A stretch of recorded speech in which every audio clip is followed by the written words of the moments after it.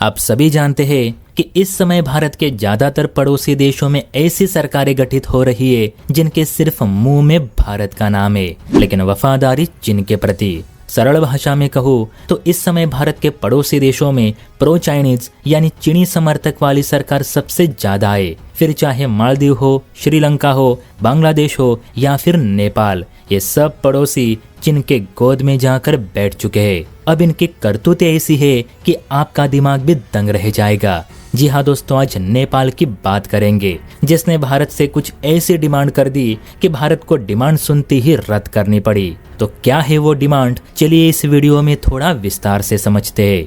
देखिए, नेपाल के नए नवेले प्राइम मिनिस्टर यानी प्रो चाइनीज ओली साहब ने भारत के सामने एक डिमांड रखी है।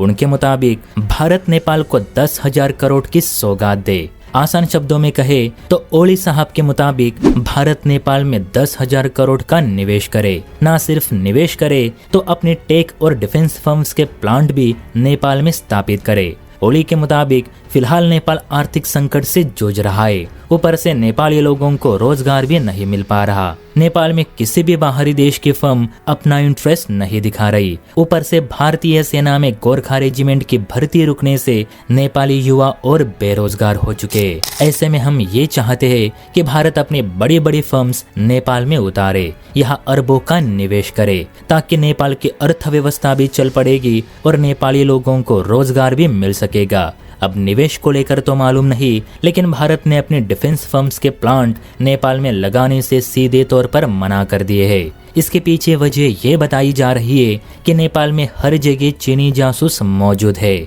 बल्कि नेपाल की सरकार को ही चीन हैंडल कर रहा है। ऐसे में भारत के डिफेंस फर्म्स नेपाल में प्लांट लगाती है, वहाँ वेपन्स बनाती है, तो 100% क्या 200% चांसेस है कि भारतीय हथियारों की जासूसी होगी ही। क्योंकि जब चीन भारत से ब्रह्मोस की जानकारी चुराने की कोशिश कर सकता है तो फिर नेपाल तो उसका अपना गढ़ है, और वही बात भारत को सता रही थी। इसीलिए भारत ने सीधे नो कह दिया। वैसे भी ओली सरकार इतनी भी ट्रस्टेबल नहीं, क्योंकि ओली आज भी भारतीय इलाकों को नेपाल का बताकर भारत को ऊंच नीच कहता रहता है। इसी इंसान ने काला पानी और लिपुलेख का मुद्दा सबसे ज्यादा भड़काया।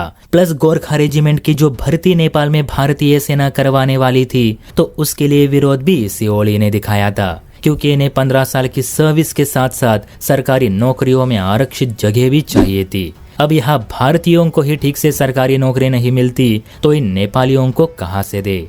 खैर जो भी है, लेकिन भारत सरकार ने नेपाल की इस मांग को लेकर अभी तक कोई भी रिप्लाई नहीं दिया, और मेरे हिसाब से ना दे तो बेहतर ही रहेगा, क्योंकि केपी ओली भारत के साथ खड़ा रहेगा ही, इसकी कोई गारंटी नहीं। ये एकदम प्रो चाइनीज इंसान है। वैसे आप बताइए दोस्तों, क्या भारत ने अपने 10,000 करोड़ नेपाल में इन्वेस्ट करने चाहिए या फिर नहीं? कमेंट करके अपनी राय जरूर दे। और हाँ, वीडियो अच्छी लगी हो तो चैनल को लाइक एंड सब्सक्राइब भी जरूर करें। जय हिंद।